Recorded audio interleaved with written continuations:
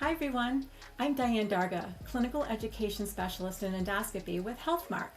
Today, I want to talk about the importance of the timing between the point of use treatment and manual cleaning. You've probably heard of the golden hour, which is the time between pre-cleaning and manual cleaning. If we extend past that golden hour, delayed reprocessing protocols need to be instituted. The main idea here is to get the scope into the sink before the biofilm has a chance to dry. So how do we track that critical golden hour, especially when the procedural staff doing the point of use treatment are often different than the people who are reprocessing the scope? That's where Healthmark's 1 Hour Indicator hang tag comes into play. This self-looping tag has a blister button that starts a 60-minute countdown when pushed.